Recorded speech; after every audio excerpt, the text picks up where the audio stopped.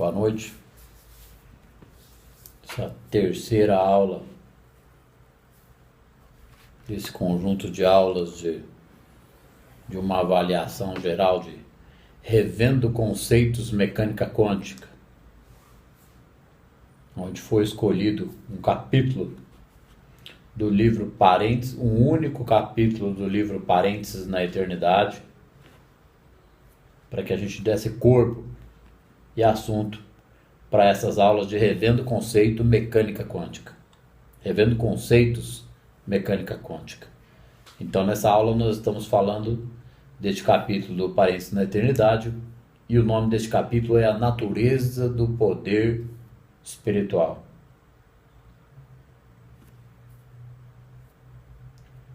Livro traduzido pelo Sr. Giancarlo, do grupo de estudos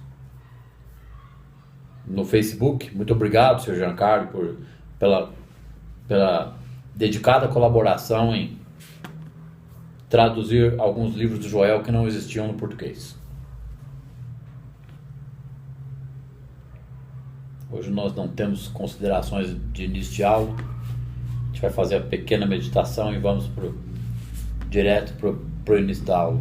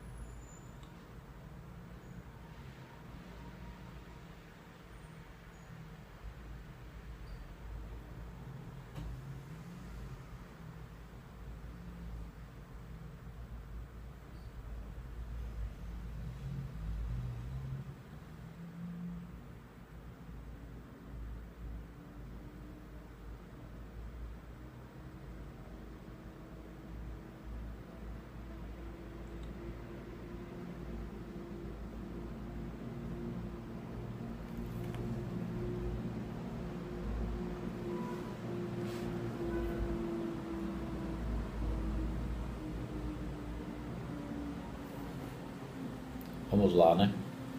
Dando continuidade de onde foi parado na aula número 2. Esta é a aula número 3. caminho espiritual exige completa pureza, e por pureza entendemos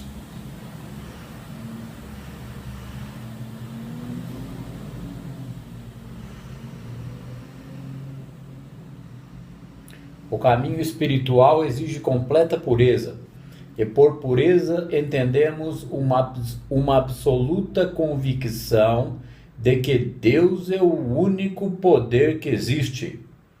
Não há outros poderes.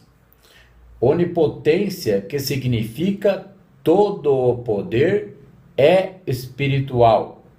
E se a onipotência é espiritual, então nem poderes materiais e nem mentais podem ser poder. Perceber isso é não só evitar que o indivíduo, o grupo ou a crença universal atuem em nossa experiência, mas também começar a anulá-los para todo o mundo.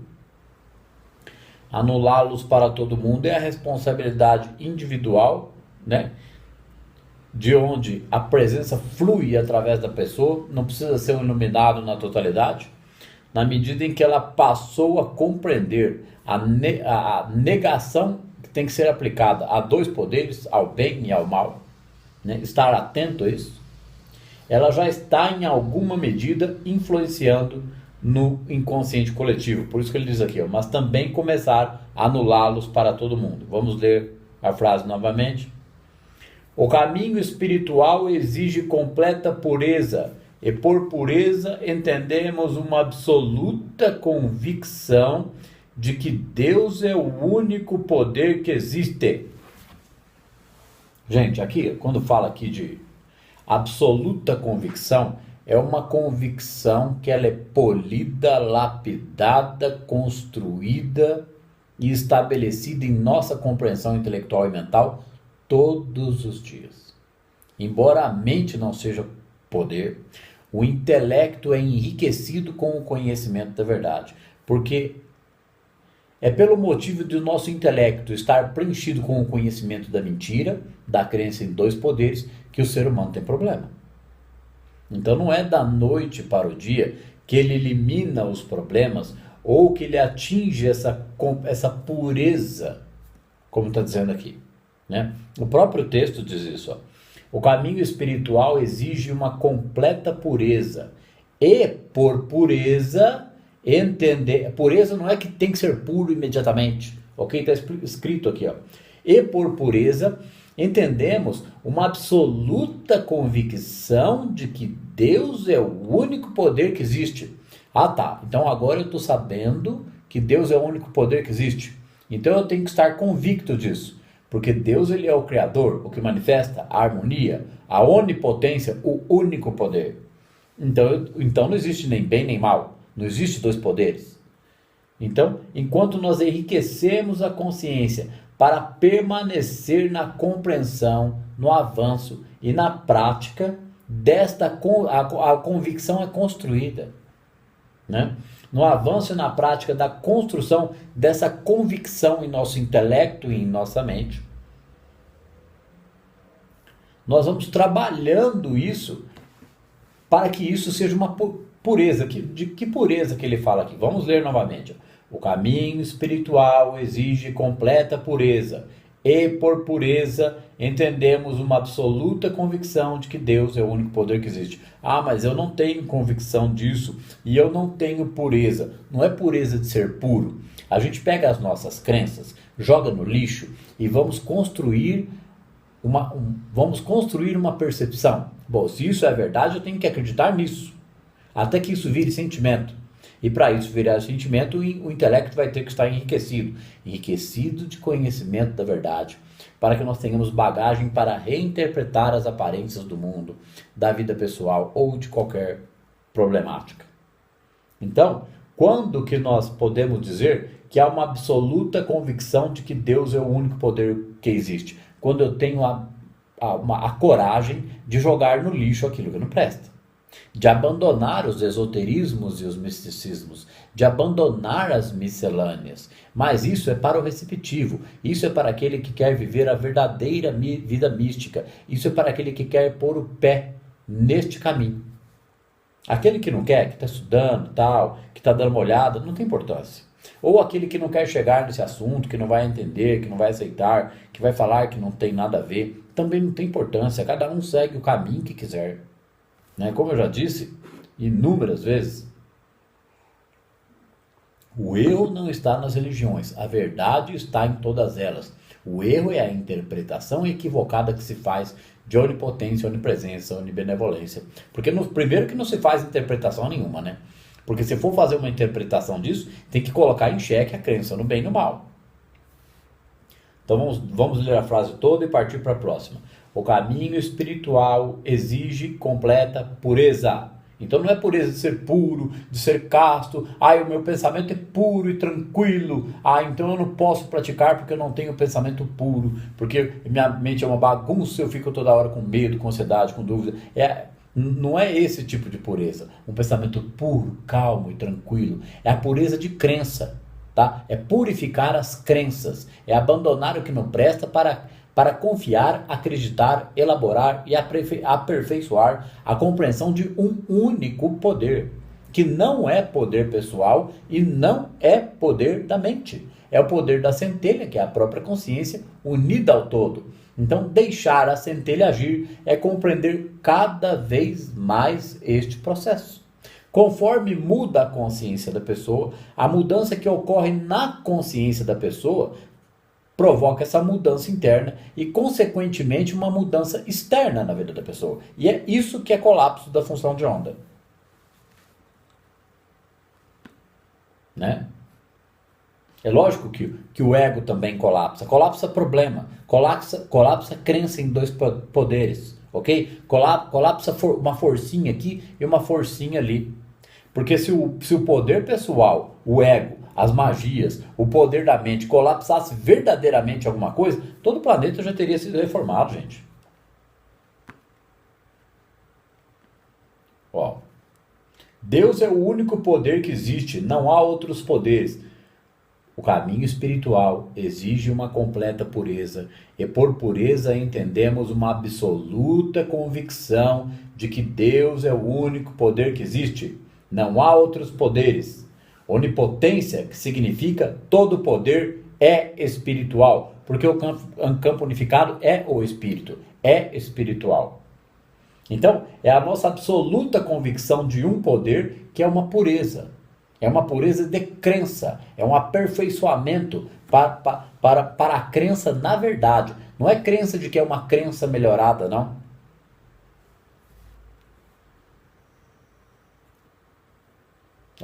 Todo poder é espiritual. E se a onipotência é espiritual,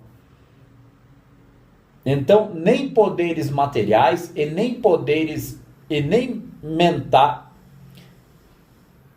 Se a onipotência é espiritual, então nem poderes materiais e nem mentais podem ser poder.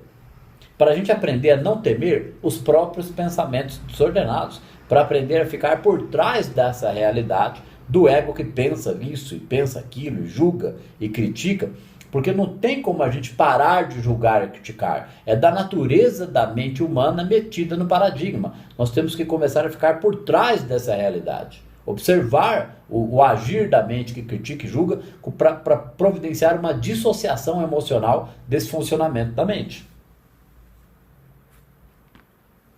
Perceber isso é não só evitar que o indivíduo, o grupo ou a crença universal atuem em nossa experiência. Ou seja, perceber isso, ter essa percepção do único poder, né? Estar convicto da prática persistente e dedicada do estudo, da meditação e da reinterpretação da realidade todos os dias, o resto da vida.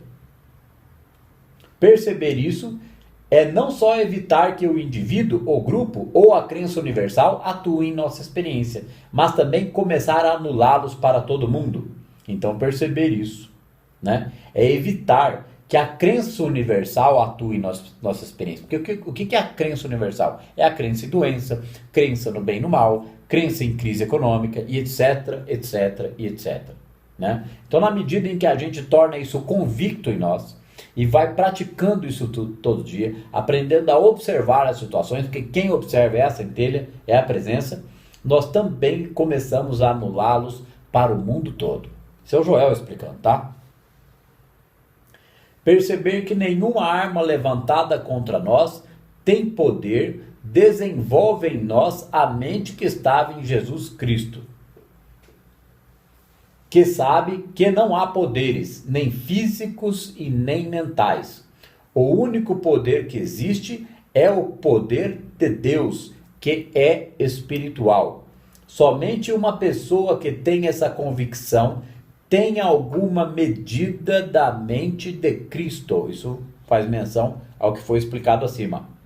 Somente uma pessoa que tem essa convicção tem alguma medida dessa mente do Cristo. Ou seja, tem que ter essa convicção para ter alguma medida. E conforme essa convicção aumenta, uma medida maior ainda é acrescentada. Não é? Aquele que tem lhe se dará, e aquele que não tem, até o que ele tem lhe será tirado. Então, se a gente começa a ter, será acrescentado. E mesmo em pequena proporção, um grão dessa consciência pode operar maravilhas. Ou seja, enquanto a gente não está operando coisa nenhuma, não alcançou nenhum grão dessa consciência ainda. Né? E o que é o operar maravilhas? É o que o Joel fazia e ensinou muitos e muitos praticantes a fazerem. A melhorar sua própria vida.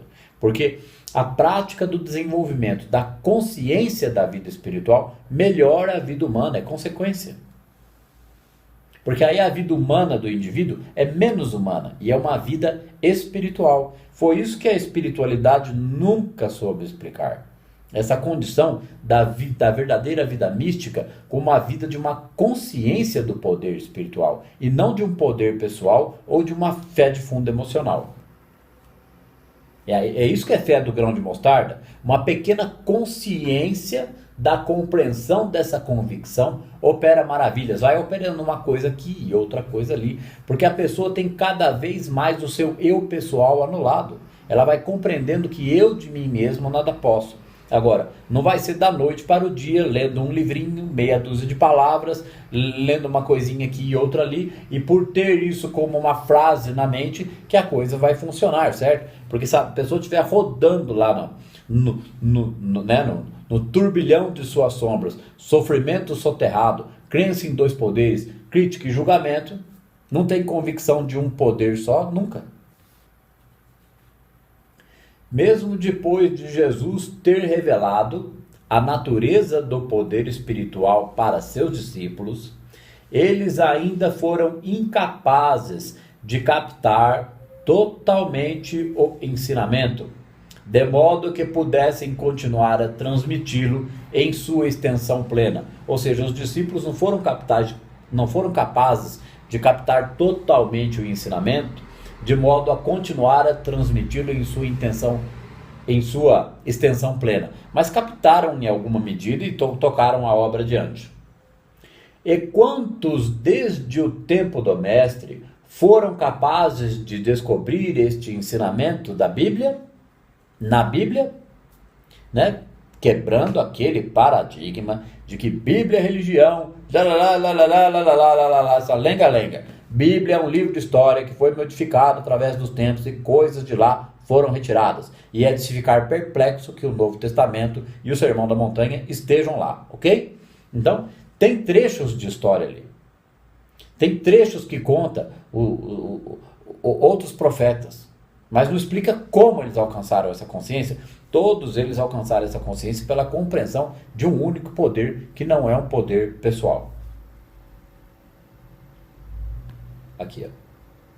E quantos desde o tempo do Mestre foram capazes de descobrir esse ensinamento na Bíblia? Porque está nas entrelinhas, tem que ser perspicaz, tem que ter a astúcia da serpente e ser sem malícia como a pomba, né? É viver a malícia da verdade. O que é a malícia da verdade? Não é que é a malícia na verdade, não. É porque tem que conviver entre o bem e o mal. É o caminho do meio. Né? Sem dar crédito ao bem que luta contra o mal e nem temer o mal.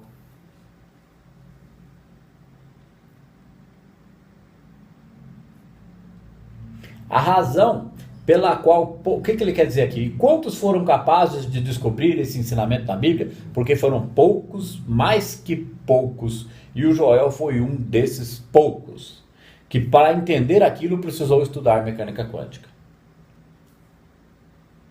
A razão pela qual poucos o encontraram é porque o ensinamento espiritual é algo que não pode ser alcançado por aqueles que vivem principalmente nos reinos físico e mental. Olha que importante essa frase. A razão pela qual poucos o encontraram é porque o ensinamento espiritual é algo que não pode ser alcançado por aqueles que vivem principalmente nos reinos físico e mental. E o que ele quer dizer com isso? Que quem vive só no reino físico está seduzido pelas coisas físicas, não que não possa aproveitá-las. O Joel diz, né? Gozemos destas coisas do mundo, contudo, sem considerá-las suprimento, sem sofrer por elas, sem se descabelar por elas. Aqui, ó. É porque a razão pela qual poucos o encontraram é porque o ensinamento espiritual é algo que não pode ser alcançado por aqueles que vivem principalmente, para não dizer somente, nos reinos físico e mental. Então, se a pessoa vive a grande parte da rotina do seu dia presa numa capacidade de interpretação só física e mental, ela não elabora, ela racionaliza. O que é racionalizar? É jogar tudo que for possível para a sombra, o tempo todo. Então ela está racionalizando e não elaborando. Elaborar é muito acima de racionalizar. Racionalizar não está fazendo menção a raciocinar, ok? Porque se nós começarmos a raciocinar com o sentido de verdade, único poder, já é o início de uma elaboração mental, ok? Um pensamento mais elaborado. Agora, racionalização é fazer de tudo para negar esse poder e ficar preso em dois poderes. Então, quem vive somente preso ao reino físico e mental, ou seja, está vendo coisas, quer coisas, esse poder da mente. Quer coisas, esse poder da mente. É o poder da mente, é a mecânica quântica. Coisas. E não tem capacidade de abstração para começar a perceber uma presença, a praticar essa presença. Primeiro, tem que ter uma capacidade, tem que ter um desconfiômetro, né? Um desconfiômetro para tirar o crédito da crença no bem. Peraí, então o caminho é esse? É isso que é vida mística? É tirar todo o poder da crença no bem e no mal? Para confiar num poder que não é meu? Que é a tal da vontade do todo ou Deus? Que se faça a tua vontade, não a minha? Ah, não vou fazer a vontade dele, porque eu não sei se a vontade dele é a minha. Por que Deus ou todos sabe exatamente tudo que nós precisamos? Porque a nossa consciência também é a consciência dele. Os nossos desejos também são os desejos dele. Mas os desejos de uma harmonia, de uma prosperidade, de um progresso, de um crescimento. E não os desejos pessoais do ego de aumento da zona de conforto para ter mais coisas, para ficar numa boa e fazer menos. Ok? Então, quanto mais capacidade o indivíduo tem de anular o eu pessoal para fazer tudo o que deve ser feito e mais um pouco, mas com uma medida cada vez mais bem regada de harmonia em sua vida, é a centelha agindo. Certo? É a construção do superego, é o tal do observador consciente. De fato, ninguém jamais aprenderá o segredo do poder espiritual com a sua mente. Por que a gente lê tão devagar assim, gente? E explica e tenta explicar, tenta tirar algum sentido daqui, tirar a dupla ou tripla interpretação para uma linha reta. Porque ler Joel é ler uma vez, ler duas e na terceira ler desse jeito, ok?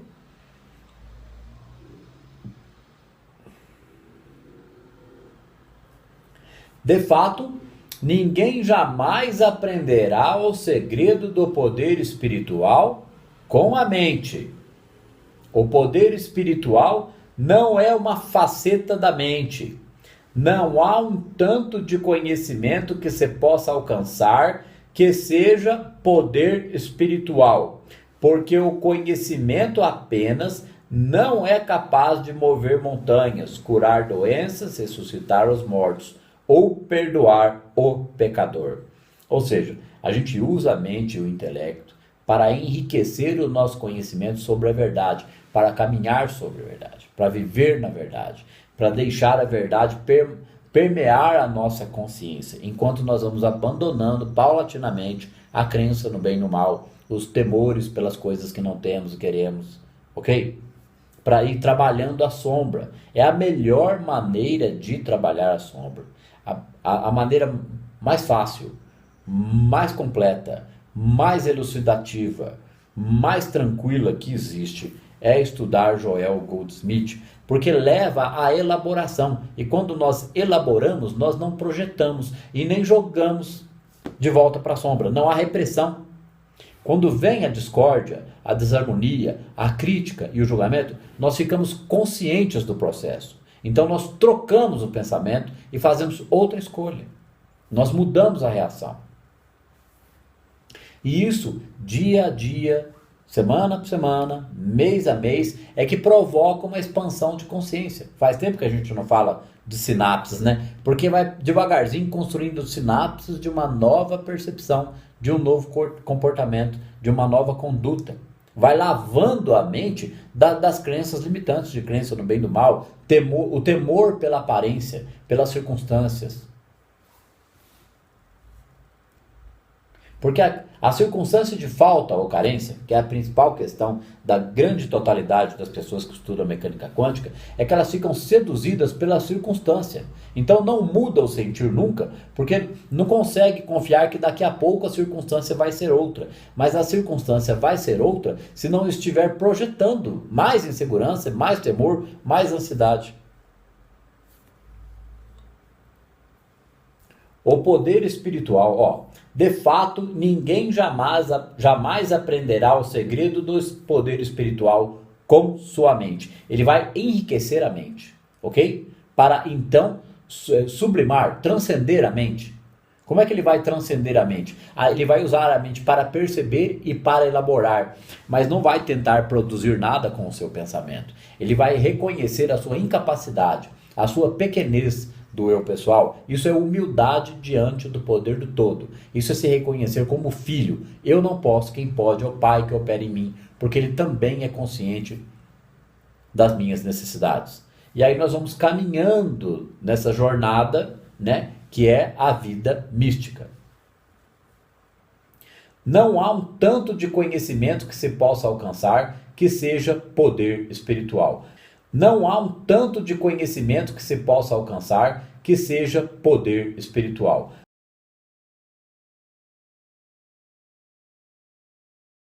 Não há um tanto de conhecimento que se possa alcançar que seja poder espiritual. Ou seja, pode revirar do avesso de estudar até o próprio Joel, que não vai ser isso que vai desenvolver poder espiritual.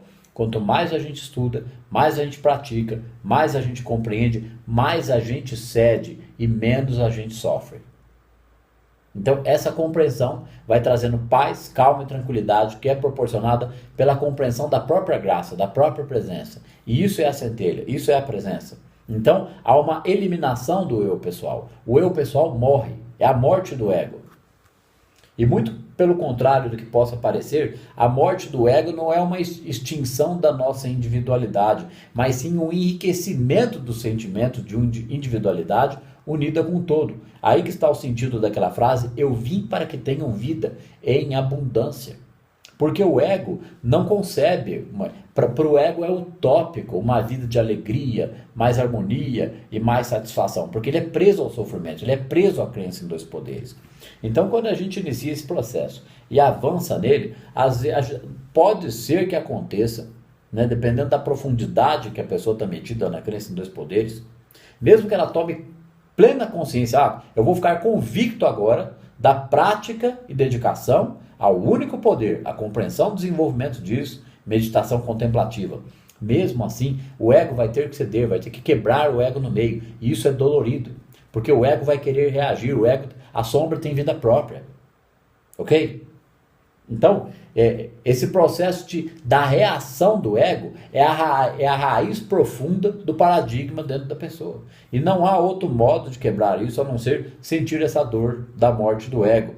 Que não é uma dor de extinção, não é algo que o indivíduo vai se desesperar, não. Ele vai aprender paulatinamente a parar de sofrer, a parar de projetar, a parar de condenar, de criticar, de procrastinar.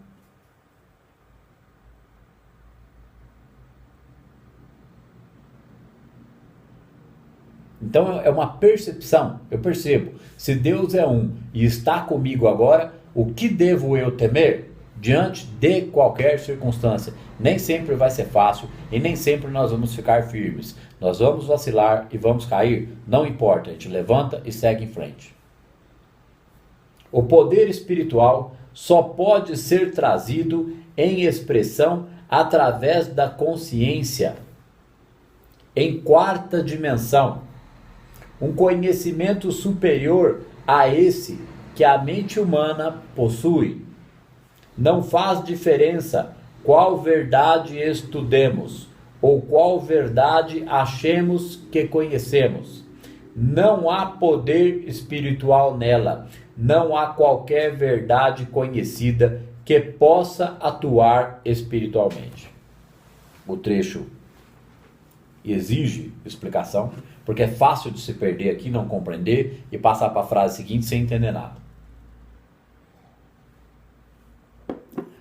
O cultivar, gente, da convicção de um único poder e o abandono da crença dos dois poderes vai agregando, somando, aperfeiçoando e lapidando o nosso emocional, a nossa compreensão, a nossa dedicação. A capacidade de ir se acalmando dentro da meditação, a capacidade de desenvolver a meditação contemplativa, que vai potencializar essa calma e essa percepção da calma. O poder espiritual só pode ser trazido em expressão, ou seja, nós vamos usar a mente e o intelecto para manifestar o poder espiritual, mas ele vai ser trazido em expressão, ou seja, ele vai fluir de nós em expressão através da consciência em quarta dimensão. O que é uma consciência em terceira dimensão? É tudo que a gente vê com os olhos. Nós estamos enxergando 3D aqui, não é? Então, a consciência da quarta dimensão é uma consciência impessoal, destituída de medo, de insegurança, de temor. E isso demanda esforço, prática, estudo e dedicação para ir vencendo o paradigma, ok? O poder espiritual só pode ser trazido em expressão através da consciência em quarta dimensão. Quando a gente vai praticando a presença, praticando o abandono da crença dos poderes, a gente vai triscando uma percepção de quarta dimensão. E uma percepção de quarta dimensão é uma dimensão, nessa dimensão aqui mesmo, lembram? Que se diz que as dimensões se interpenetram. Então uma percepção de quarta dimensão é uma percepção de harmonia nas emoções, sem crença no bem e no mal, com tranquilidade e confiança. É estar no mundo e não ser do mundo, ou viver entre dois mundos, que nem tem o livrinho do Joel lá na nuvem.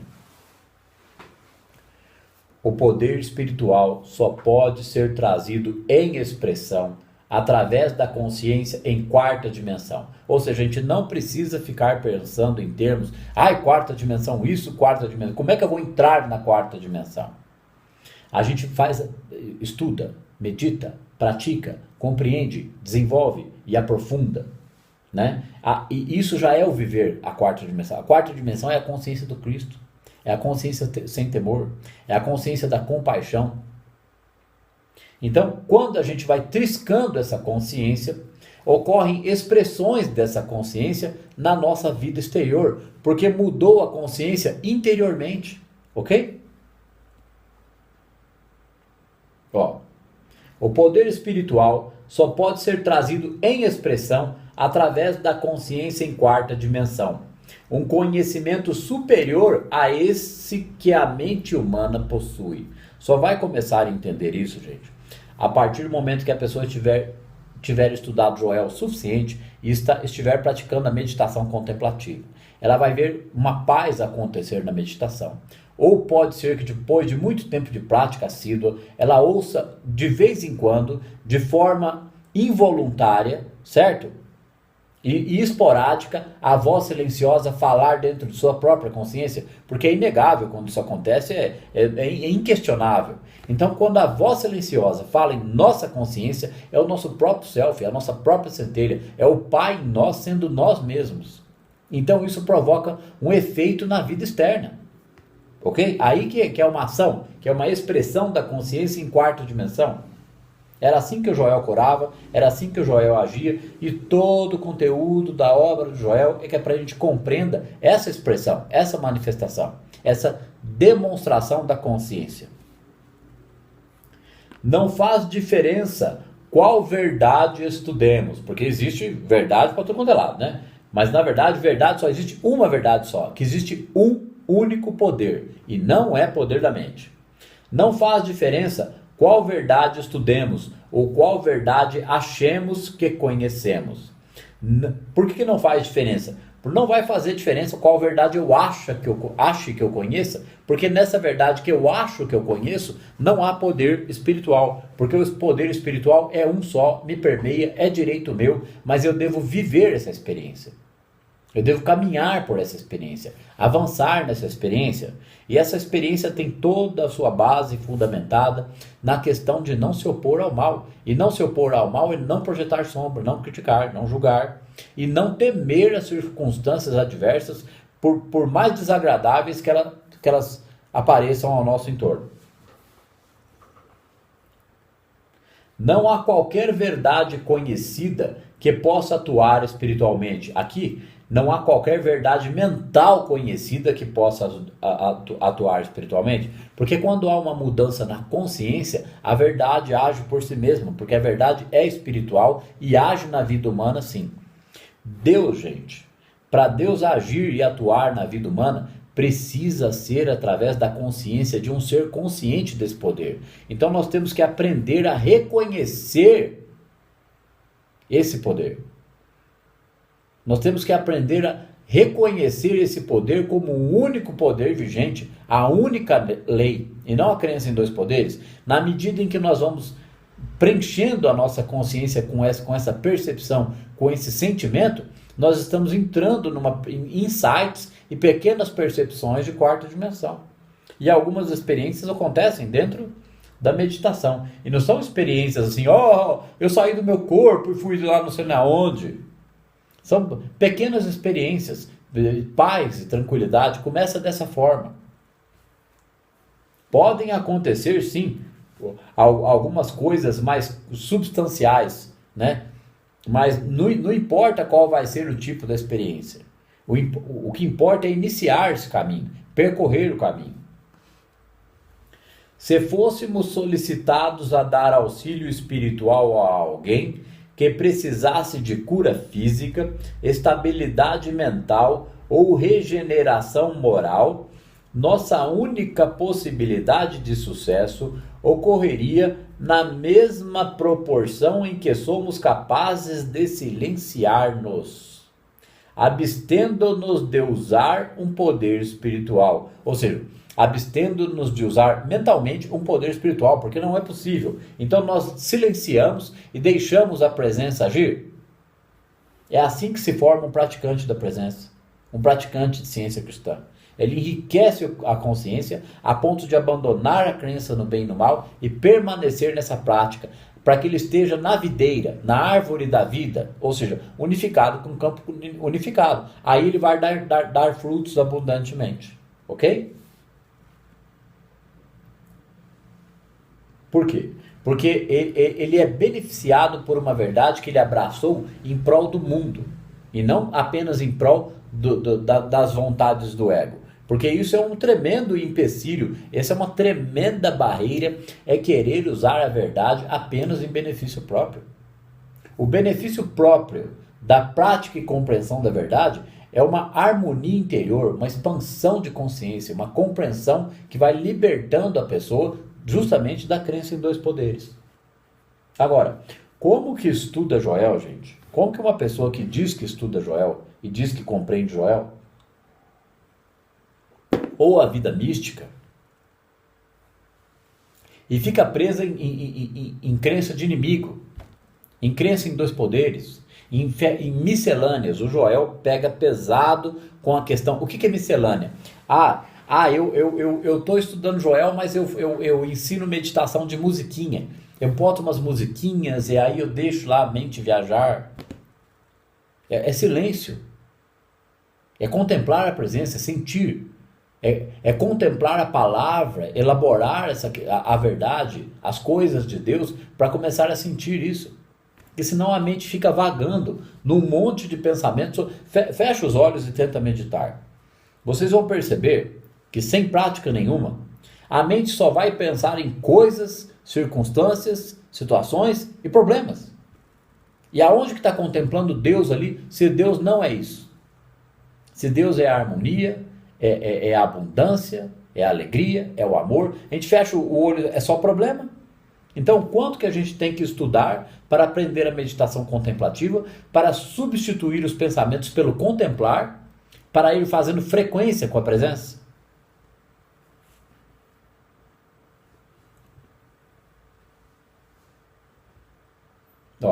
Se fôssemos solicitados a dar auxílio espiritual a alguém que precisasse de cura física, estabilidade mental ou regeneração moral, nossa única possibilidade de sucesso ocorreria na mesma proporção em que somos capazes de silenciar-nos. Então nós temos que aprender esse silenciar.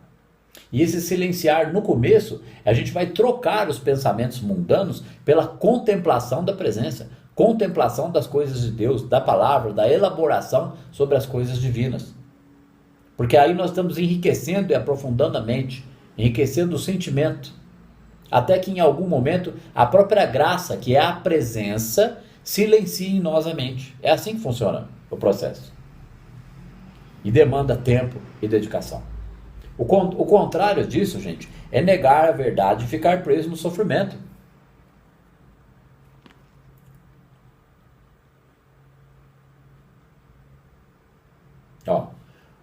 A única possibilidade de sucesso, né, da prática da presença, podemos resumir assim, ocorre na mesma proporção em que somos capazes de silenciar-nos, abstendo-nos de usar um poder espiritual, mas deixando o poder espiritual fluir através de nós, o poder da presença fluir através de nós. Então, quando a gente silencia também e nos abstemos diante das circunstâncias adversas, é um silenciar, é um não temer, é uma prática. Fez Jesus qualquer tentativa de curar a mulher que rompeu a multidão e tocou a bainha de seu manto? Ela estava curada, mas ele não poderia ter conscientemente trazido aquela cura, porque ele não sabia que ela estava lá. E se ele a tivesse visto, ele não poderia saber se ela estava doente ou bem. Ou seja, Jesus estava consciente da presença, certo? Mas ele não ficou consciente. Se ele visse a mulher, só de olhar para ela, olha, você está doente, eu vou te curar. É isso que ele está dizendo, que ele não teria poder para isso, ok? Então, a presença que estava em Jesus, como havia receptividade na mulher, provocou a cura na mulher. Porque o Jesus sentia isso, sentia a presença. Quando a mulher tocou, receptiva, acreditando, ela obteve a cura. Quando ela obteve a cura, ele sentiu a harmonia que ela manifestou. Fez ressonância com ele. Por isso que ele disse, alguém tocou meu manto. Aqui, ó.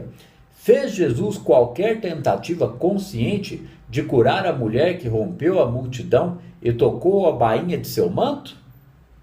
Ela estava curada, mas ele não poderia ter conscientemente trazido aquela cura, porque ele não sabia que ela estava lá. Estava uma bagunça, um monte de gente, a mulher foi lá e por baixo e tocou no manto dele. Ele não sabia que ela estava lá, muito menos que ela estava doente, né? E se ele a tivesse visto, ele poderia não saber se ela estava doente ou bem. Ele está afirmando aqui. Ele estava lá meramente sendo ele mesmo. Quem? Jesus. Estava lá meramente sendo ele mesmo, tranquilo, calmo, permanecendo na consciência de que o Pai dentro de si estava fazendo o trabalho e deixando o Pai agir do seu modo e sua vontade, sem tentar canalizá-lo ou fazer qualquer tentativa de usar o poder espiritual. Então, esse senso de quarta dimensão foi tão desenvolvido no Jesus que ele vivia na presença na presença do sentimento do amor de Deus. Ok? Então, ele não usava esse poder mentalmente, ele não fazia uma tentativa de usar esse poder espiritual.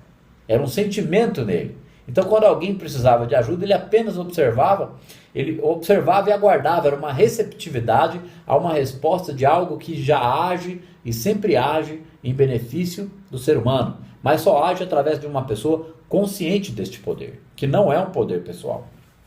E foi isso que o Joel, né, na sua sede, na sua intuição, na sua busca em linha reta em direção à verdade, o levou à compreensão e prática e aperfeiçoamento do que ele aprendeu na ciência cristã.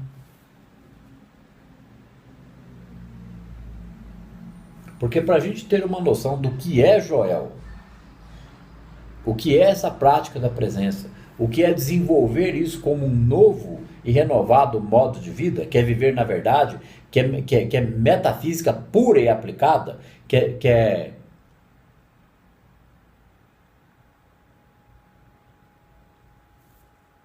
é uma maturidade espiritual, gente, para receptividade à verdade. E não ficar tentando usar a verdade mentalmente para conseguir coisas. Não é assim que a coisa funciona. Então Joel só vai perceber isso quem começar a estudar Joel, lê um livro, lê duas, lê 3 vezes, lê outro, desenvolve meditação contemplativa, daqui a pouco lê mais um, começou a enriquecer. Aí lê a jornada espiritual umas 2 ou 3 vezes, aí começa a entender quem é Joel, o que é Joel. Porque o que é Joel? Joel não é nada. Quem era a presença nele, porque Joel trabalhou para anular o eu pessoal em si mesmo cada vez mais, e é o mesmo trabalho que nós devemos fazer. Porque quem que é o seu Sandro? O seu Sandro não é nada. O seu Sandro não é o dono da verdade, não é melhor que ninguém, não é pior que ninguém, e nem pode usar a verdade a favor de ninguém. E eu tenho os meus conflitos, tenho as minhas sombras e as trabalho todo dia. Faz 6 anos que eu estudo Joel Goldsmith. No começo foi muito duro, foi muito difícil. Foram praticamente 3 anos sem nenhum fruto dessa prática.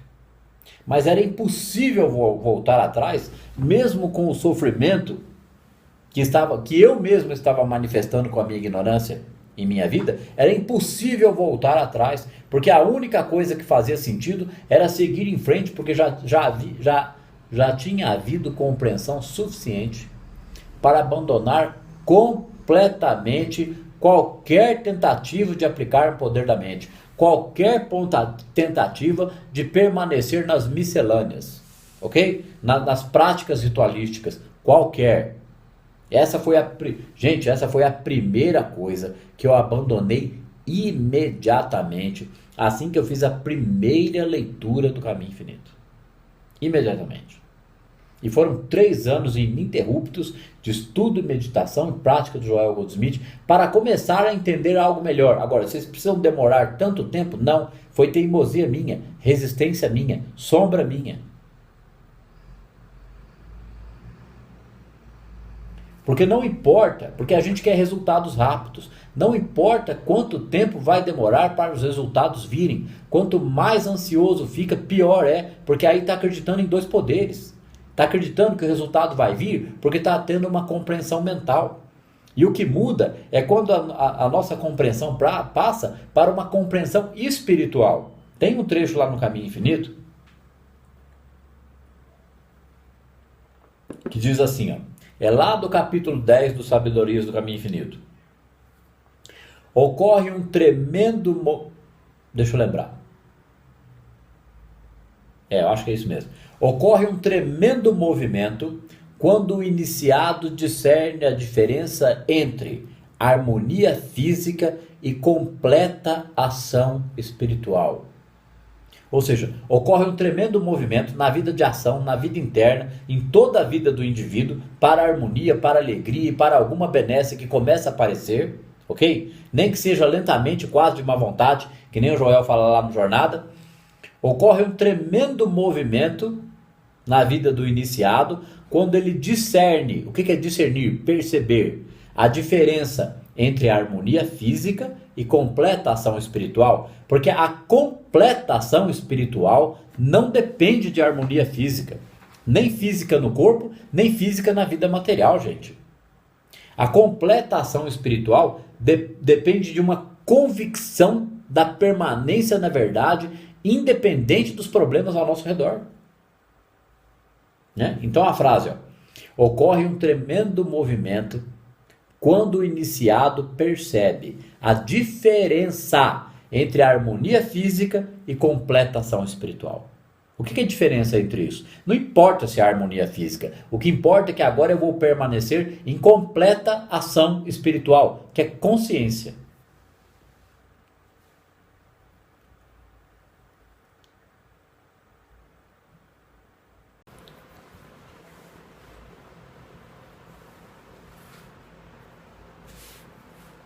O poder espiritual não pode ser usado e, no entanto, pode se manifestar como nossa vida e nosso ser. Nós podemos chegar a uma consciência e compreensão de sua natureza, e assim esse poder opera como graça em nossa vida. Mas não podemos orar para que isso aconteça para nós. Nós não podemos subornar Deus para fazer qualquer coisa por nós. Não podemos prometer ser bons. Nós não podemos ser bons e esperar que Deus faça algo por nós. Porque o que Deus está fazendo e nenhum homem pode influenciar a Deus. Vamos ler de novo. O poder espiritual não pode ser usado e, no entanto, pode se manifestar como nossa vida e nosso ser. Nós não usamos o poder espiritual com algum fim. Nós vivemos a vida espiritual. Então, quando nós aprendemos a viver nesse caminho do meio, quando nós aprendemos essa prática na consciência, da percepção constante da onipresença, esse poder, sim, se manifesta como nossa vida, nosso ser, nossos negócios, nossas coisas, nossos afazeres, nossas relações. Nós podemos chegar a uma consciência e compreensão de sua natureza. E assim esse poder opera como graça em nossa vida. É quando a pessoa vê graça na vida. Então, chegar à consciência e compreensão da natureza do poder espiritual permite a pessoa viver essa vida como uma vida espiritual. Nós não podemos subornar Deus para fazer qualquer coisa por nós, ou seja, de forma alguma, de jeito nenhum, isso é barganha, ok?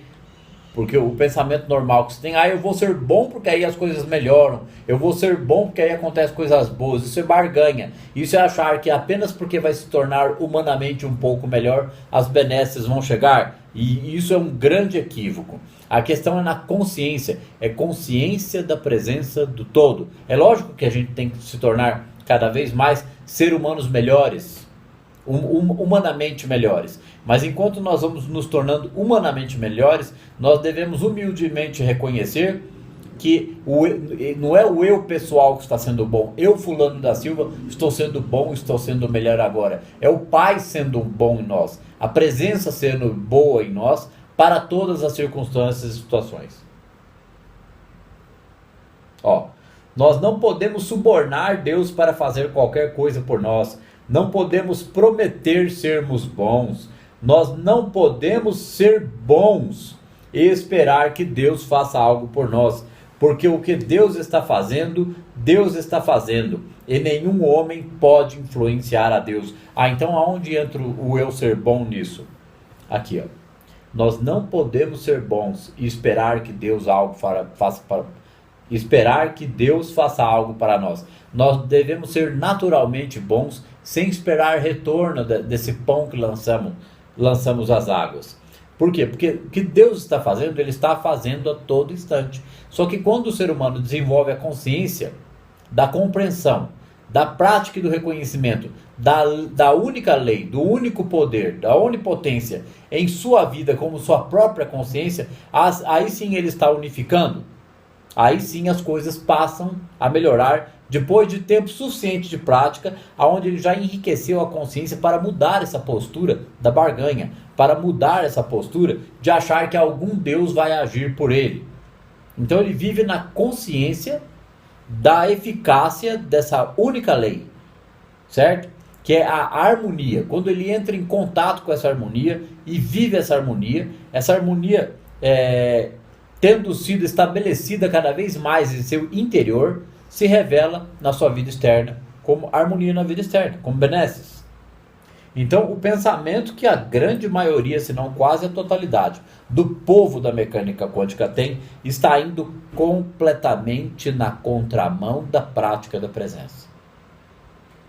Por isso que é importante falar desse assunto, falar de Joel, indicar o estudo de Joel, para aquele que seja receptivo à verdade, chegue ao assunto, comece a compreender, comece a praticar e comece a sair o mais rápido possível das questões do poder do pensamento ou do poder da mente. Porque ele enriquece a consciência com a verdade e vive essa verdade. Porque o que Deus faz, Deus faz naturalmente. Mas para Deus agir na vida humana, para que Deus haja na vida humana como Ele age na natureza, em toda a natureza de forma rotineira, para que Deus haja na vida humana, precisa ser através da consciência de um praticante. Alguém tem que reconhecer esta lei em sua vida e para os que estão ao entorno. O poder de Deus não é para ser invocado pelo homem. O poder de Deus não é alcançado tentando influenciar Deus a nosso favor. Ou seja, não adianta meditar, Deus me ajuda, melhora, que o pensamento que eu posso ter para acontecer tal coisa. Se isso funcionasse, gente, a vida de todo mundo que está na mecânica quântica tá uma beleza. É para desconfiar, porque isso não funciona. Não é assim que entra em contato, não é assim que unifica, não é assim que parte para o processo de individuação. O poder de Deus não é um poder sobre o pecado, doença ou morte, porque não há lei no pecado, doença ou morte. A lei que há no pecado, doença, morte, carência, falta, tristeza, etc. é o karma, é a ação e reação, sem a causa primordial. E a lei verdadeira é a causa primordial, o amor divino, a essência, a centelha.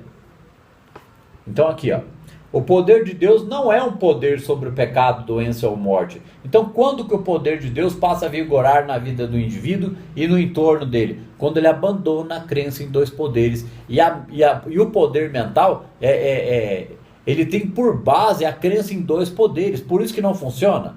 Acontece uma coisinha aqui e uma coisinha ali, mas não passa disso. Aí o indivíduo encosta nesse conceito do poder mental, espera que as coisas melhorem, porque uma hora vai melhorar, afinal de contas ele entendeu o que é dupla fenda.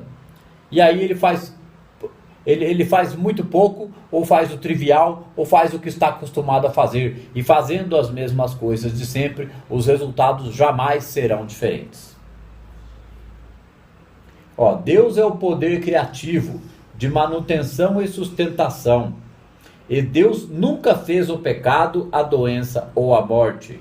Porque o que faz o pecado, a doença, a morte, a carência, é a crença humana do bem e do mal. É o limite de sua própria crença. É a ansiedade pelo resultado, a dúvida e o medo que colapsa mais daquilo.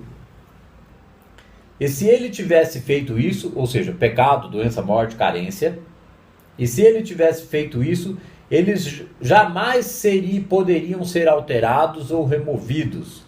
O que Deus cria é para sempre, e é aquilo que Deus não criou, não foi feito. Então, se não foi feito, com a consciência da presença, aquilo é desfeito rapidamente, porque perde a eficácia, perde o poder da ilusão.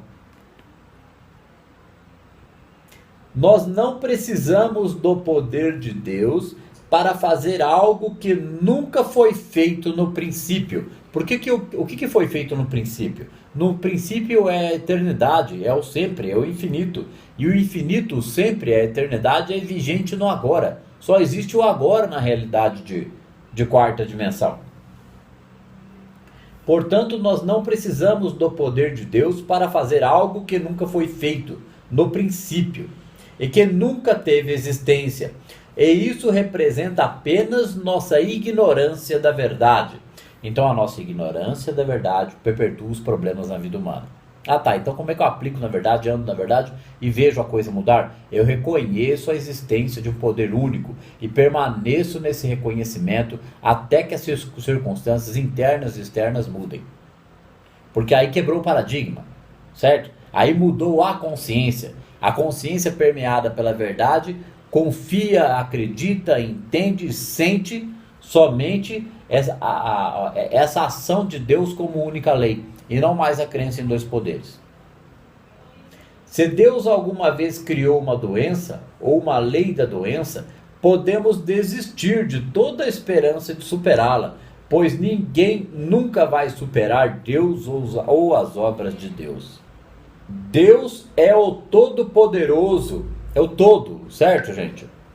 E esse poder opera em nossa consciência na proporção em que conhecemos essa verdade. Ou seja, o poder de Deus, que é um poder natural e constante da natureza, vai operar na vida humana na mesma proporção em que conhecemos essa verdade.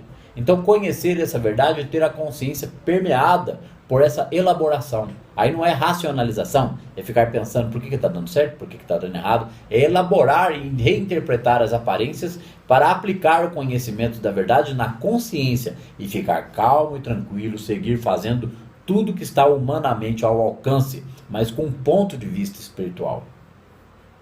E isso derruba completamente aquela visão de que vida espiritual é o lado de lá, fumacinha do lado de lá, vida espírita ou espiritual é fumacinha do lado de lá, e aqui a vida material a gente tem que se ferrar. Vida espiritual é consciência. Quando começamos a perceber a divina onipotência, onipotência é um único poder, onipresença e onisciência, não precisamos de poder. E nós viveremos não do poder, nem pelo poder, mas pelo meu espírito. Que espírito? O Espírito de Deus, do todo.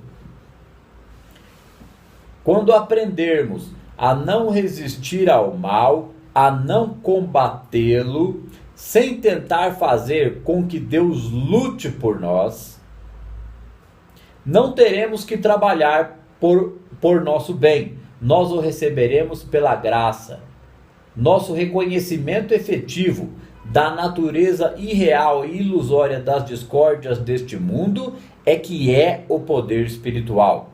Se Deus é onipotência, então, que poder existe em qualquer condição física, mental, moral ou financeira? Se Deus é todo poder, pode haver um poder em qualquer condição negativa? Toda vez que nos tornamos conscientes de algum poder negativo, material ou mental, devemos perceber a verdade da onipotência. Agora vamos analisar a frase e ver como traz isso para a vida prática. Agora vamos ler novamente, dar uma analisada aqui na frase. Deus é o Todo-Poderoso. Então, se Deus é o Todo-Poderoso, ou o tal do todo é o Todo-Poderoso, certo? É Ele que é todo poder, não a mente.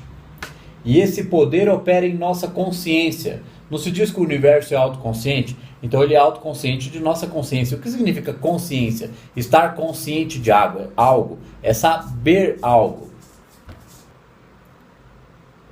Deus é o Todo-Poderoso.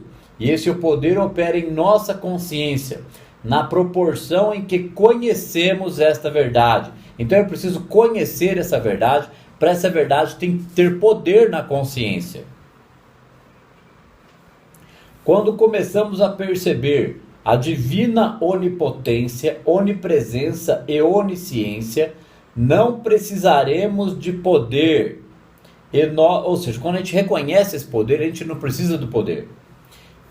E nós viveremos não do poder, nem pelo poder, mas pelo meu espírito, ou seja, pelo todo. Quando aprendemos a não resistir ao mal, a não combatê-lo, sem tentar fazer com que Deus lute por nós, não teremos que trabalhar por nosso bem, nós o receberemos pela graça. Quando ele diz aqui, gente, não teremos que trabalhar pelo nosso bem, é no sentido de luta, sofrimento, desgaste, sacrifício, ok? É lógico que nós temos que trabalhar pelo nosso bem, mas ele nos vem pela graça, porque nós gostamos do que fazemos, estamos envolvidos emocionalmente. Quando aprendermos a não resistir ao mal, a não combatê-lo, sem tentar fazer com que Deus lute por nós, não teremos que trabalhar por nosso bem. Nós não trabalhamos pelo bem. Nós somos o bem em ação, executando o nosso trabalho e a nossa tarefa. Nós vivemos o bem e não trabalhamos pelo bem. Porque aí o bem é só alcançado depois para trazer conforto. Não, nós vivemos o bem. Ok? Nós o receberemos pela graça.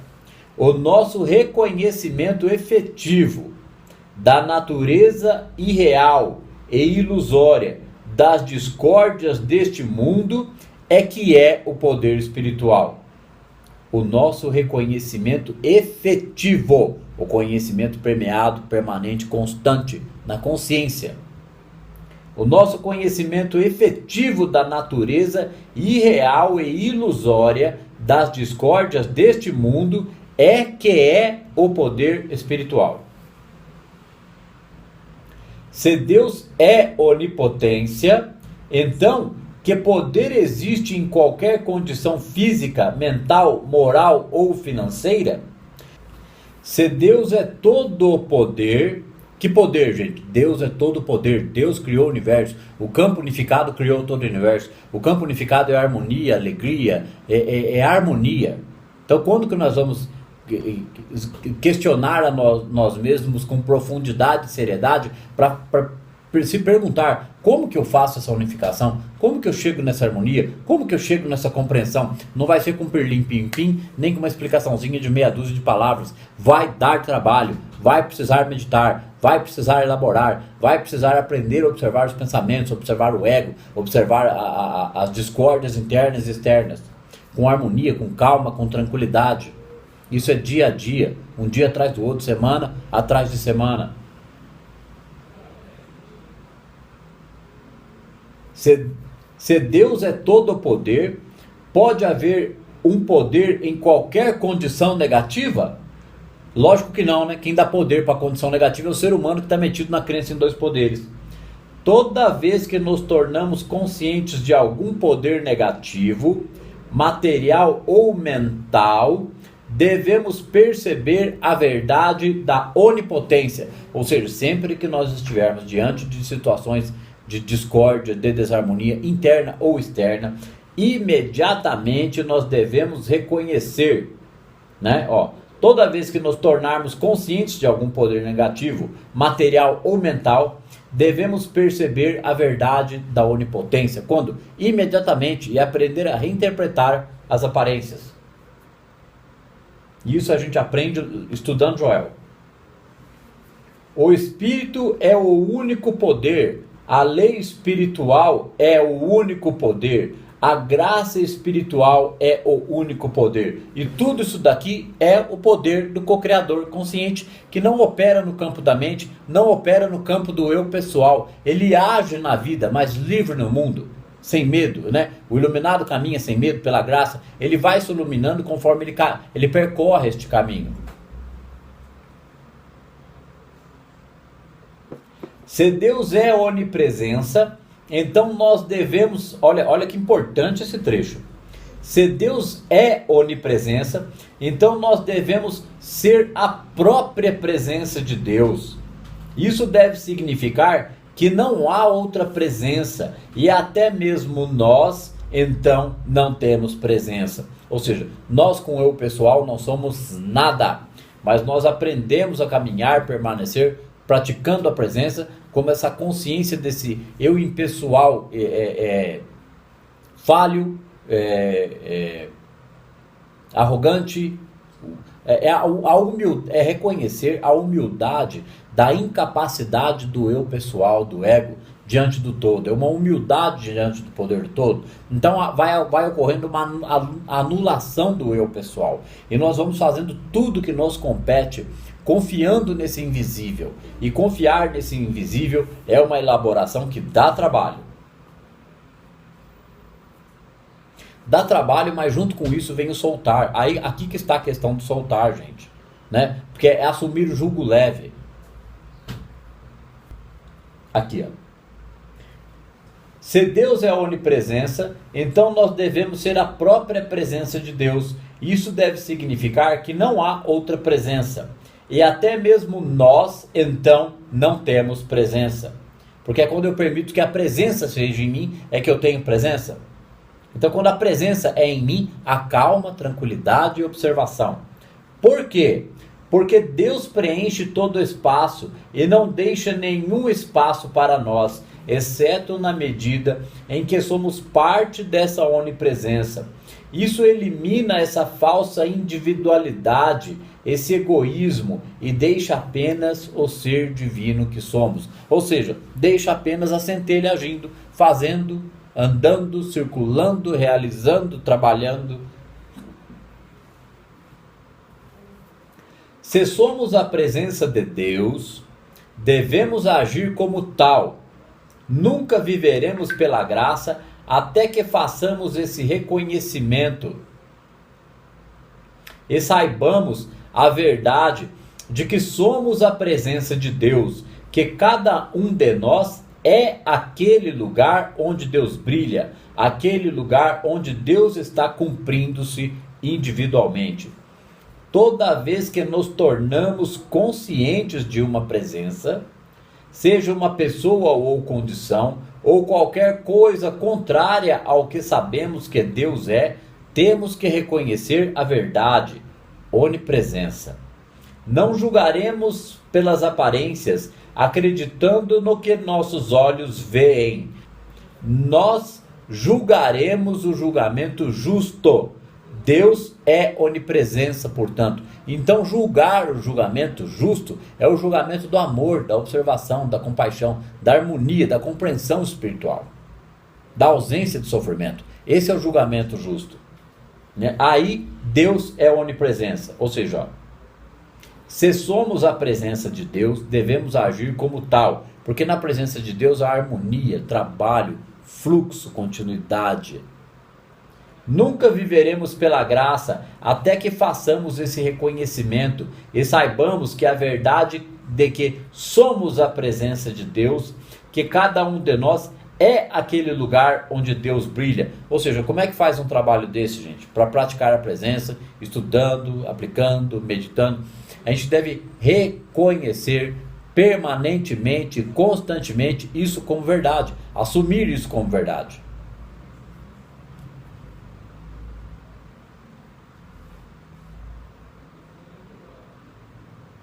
O Espírito é a única presença, lei espiritual, vida espiritual e formação espiritual, ainda que meus olhos não possam ver isso. O Espírito aqui quem, gente? A onipresença, o campo unificado, o vácuo quântico, só ele é. Quando eu sou um com ele e vou caminhando e agindo pela vida, eu estou no processo de individuação, porque aí a pessoa está saindo violentamente do paradigma, da crença em dois poderes, da visão materialista da vida. Como eu disse já na aula de hoje, só quem mergulha no material do Joel e tem uma capacidade de interpretação de texto é que começa a perceber o que é que tem em suas mãos. Aí a pessoa para e fala assim: meu Deus, como eu estava viajando na maionese nesse negócio de mecânica quântica com poder do pensamento. Porque ela começa a perceber como viver essa verdade. Ela começa a perceber uma diminuição do sofrimento, porque a libido, que é a força de vida dela, é desviada da frustração e da procrastinação para uma compreensão intelectual. Quando isso acontece, ela deixou de emanar parte da sombra que ela criava. Começou um pequeno trabalho com a sua sombra, porque as frustrações estão sendo reinterpretadas em suas emoções e pensamentos. Tudo isso permanece no reino, olha que importante agora. Tudo isso permanece no reino da teoria ou crença, até darmos o próximo passo, que resolve o mistério do poder espiritual. Não temos Deus em nós mesmos. Deus manifesta-se como nós. Deus está encarnado como nós. A vida de Deus é nossa vida individual e não temos vida própria. Não ter vida própria é anular o eu pessoal. É servir o todo o tempo todo. As circunstâncias que não são de nossos interesses, os interesses do outro, o fluxo, os acontecimentos, sem lutar, sem se opor a eles.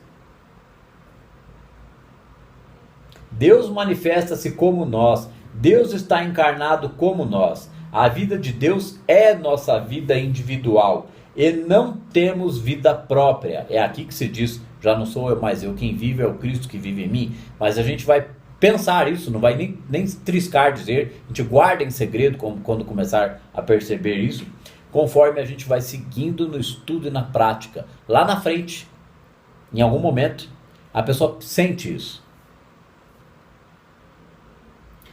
Somente a vida de Deus torna-se visível como nossa vida. Deus é nossa mente. Nós não temos a mente de Bill, de Mary ou de Joel. Nem mente jovem e nem mente velha. Nem mente estúpida ou mente inteligente. Há apenas uma mente, a mente que é instrumento de Deus, e essa mente é nossa mente. Ou seja, a mente de Deus é nossa mente na mesma medida em que eu sou capaz de reinterpretar as aparências para a harmonia interior, ok? Sem essa compreensão de uma só mente, há duas coisas. E essa dualidade, esse sentimento de separação de Deus, é a fonte de todas as discórdias do mundo. Não há separação de Deus. Então, como foi dito em várias aulas já, todo problema da humanidade, seja político, criminalidade, drogas, relacionamentos desgastados, a falta de relacionamentos, né, traumas, sofrimentos, fracasso profissional, fracasso financeiro, tudo isso resulta de um péssimo contato ou nenhum contato do ser humano com a divindade no interior do seu próprio ser. Ele está olhando para o externo, ele está olhando a ilusão projetada por si mesmo, por uma carência que, em vez de fluir a harmonia dele, em vez da abundância fluir dele, flui a dúvida, flui a carência, flui a necessidade. É aí que eu disse isso muito nas primeiras aulas do curso Terapia ao Caminho Infinito. O ser humano vive no planeta Terra o que eu chamo de realidade emocional invertida. Bom, nós vamos ficar por aqui na aula de hoje. Na próxima aula vamos ver se a gente dá um corpo maior à aula, uma aula de 1h45 de novo, para andar com esse assunto aqui, nesse único capítulo aqui.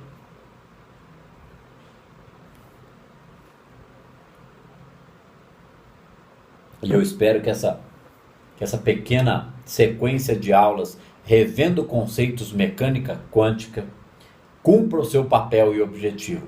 Que essas aulas circulem nos grupos de estudo. O link das aulas. Circulem nos grupos de estudo. Sejam eles onde forem. Pelo WhatsApp, nas mensagens no privado. Porque, gente, é preciso que o povo da mecânica quântica reveja seus conceitos com relação a co-criador consciente, sentir para criar, ok? Como deixar a centelha agir. O povo da mecânica quântica não pode mais se dar ao luxo de ficar preso nas questões abstratas de mecânica quântica, no poder do pensamento e no desejo excessivo por coisas. É necessário compreender essa transformação interior o quanto antes. que aquele que procura continue procurando até que encontre. Quando encontrar, ficará perturbado. Quando estiver perturbado, ficará maravilhado. E então dominará tudo. Até a próxima.